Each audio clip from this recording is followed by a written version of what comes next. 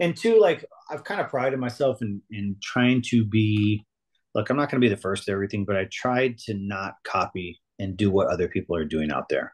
Um, Everything that I've done on the website, any merge products on there, they're at the time they were novel ideas for anything, e.g. the build a box, for example. The build a box is something that yes, you get a set amount of things in it, but you also get to pick certain strains as well. So depending on what tier build a box you want to do, whether it's bronze, silver, or gold, bronze comes with 3 packs of your choice, silver is 5, gold is 7, but those are just your picks. Aside from just those picks of seeds, there is a slew of other shit that you get in there as well. That when you do the math on these things, the the the bronze build a box where you get 3 packs of seeds of your own choice plus 6 other packs plus a ton of merch plus this and that. When you do the math, it's like $1,000 worth of stuff for $300.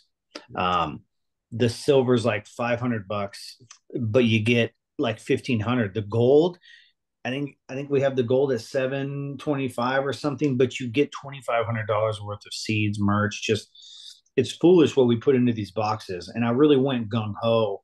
I spent the last few years working with manufacturers overseas, different countries, where most of the things are made in the world. And at first, I didn't want to do that. I stuck really close to home in the U.S. to realize, like, oh, I want to get everything made in America. I wanted to put that little, made in America fucking thing on there, right? But the crazy thing that I've realized is as long as you work with proper folks, Yeah, it's the gonna be people who do quality. good, yeah, as long as you work with people who do good quality, that's where everything in the world is made. It's made in China. It's made in fucking India. It's made in Taiwan. It's Even in literally like Mexico. Yeah. look around your room. Most of it's all made in fucking another country, but quality, of course, as long as that's what you're paying for, you know? Um, so in doing that, we built a lot of relationships over the years from clothing um, to merchandise to toys, from the bobbleheads and the action figures to, like now we do skateboards and I mean, you name it. There's so much shit that we do. It's crazy. And this year we're going to do a whole skateboard lineup, That's like a pro skateboard lineup for. We got a couple of pro skaters um, that fuck with us strong, and um, it was kind of a idea I floated last year about making a deck, and not like a deck you just put your logo on and hang on your wall. Like those are cool. Don't get me wrong. That companies do, but we wanted a deck that you can actually fucking skate and rock and like have just as much quality as a birdhouse out there. You know what I mean? Or any of your favorite skateboard brands. I used to skate when I was younger oh yeah. until I broke my ankle, and then I fucking ended my skateboarding career. Um, Would you skate in Tacoma? I used to yeah, skate a I lot in used to Tacoma. used to skate in Tacoma. A little bit here and there. I remember going back down like to like what's it called?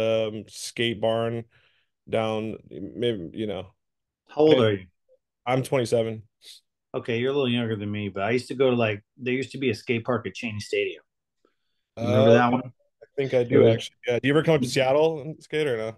no, I did not. No, I by the time I was a little older, I was already done with skating. I still embraced the culture and enjoyed like the style, but I just couldn't do it. My ankle, Yeah, dude. it just would always be fucked up, and I was so timid about breaking it again. And there was a screw in it for a while, blah blah blah. But yeah, so I never really got back to the same. But I still, like I said, enjoyed the culture, the style of Yeah. skating, and Part of never the really style. left. Yeah, absolutely, dude. 100%. So I got one of the last kind of questions for me, and you might have one more, a couple Yeah, I more. got a couple more, but then we can wrap it up. They're Yeah, kind no of worries, man. I got a little tortilla in my stomach now. I'm Okay, pumped. perfect, perfect, perfect, perfect. So I'm seeing some of the different collabs you've done. So this is kind of the overall arching question. There's a couple questions going within that, but are you looking at home growers? Or are you looking at commercial? And then what I kind of mean, within that more specifically is like, I saw you, I love one of my favorite things ever is like the collab that you guys, did with Gabriel. I think that shit's fucking so dope. Are there other collabs you guys have done? And would you call it a collab? Like, what kind of I guess how was that not say how it's structured, but like, you know, I I don't know. I'm starting to see a lot more of this kind of trifecta or like, the breeder and the grower teaming up and really branding together. Um, more Sure. yeah. Um, so as far as what was the first part of the question? I So got this. like so more so I'm like, are you looking at more home growers or Oh, commercial? that's right. That's right. Yeah. So yeah, first and foremost, I don't discriminate against anybody. Anybody who grows pot, I can help.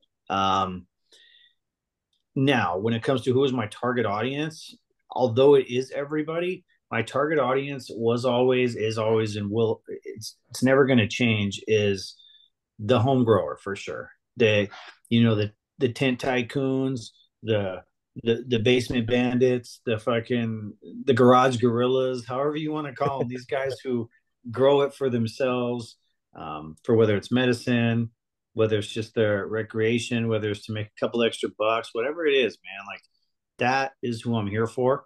Obviously, that can transcend into bigger grows, and whether you got a 8 lighter, a 20 lighter, or 100 light, 1,000 light in a commercial operation, like it really just scales up.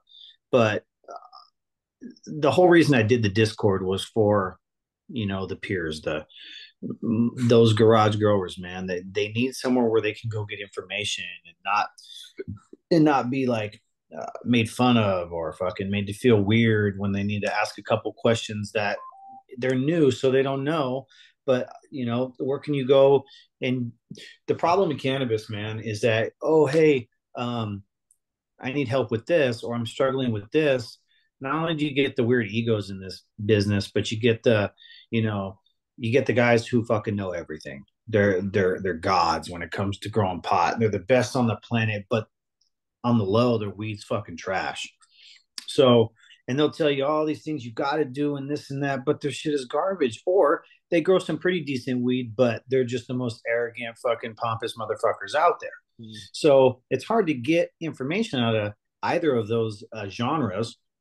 So we wanted the Discord really to be able to have folks come in, be comfortable, get any info they could. I wrote a book it's called Grow Like Big Stimmy, and that it's a book that we have.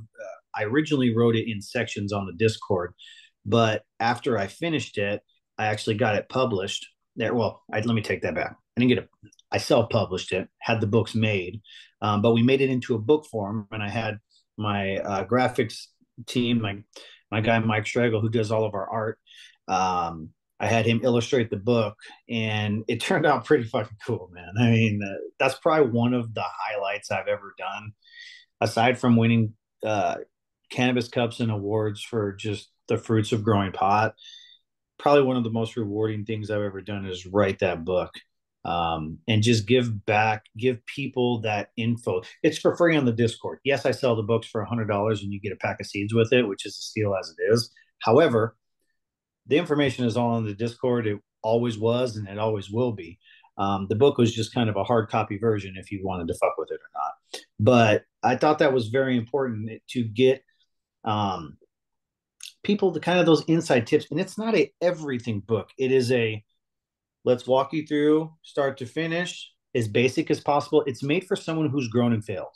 It's not for someone who's never heard a pot in their life. Yeah. It's meant for someone who's definitely grown and failed and it's like, okay, where did I fuck up here? Now, you need your lights, you need the shit in the grow room. Let's start you from seed or clone. And this is what I do. These are my techniques to get me to the finish line, to get those pictures that you see on Instagram or the Discord or the website. This is how I get there. And I just lay it out for these folks.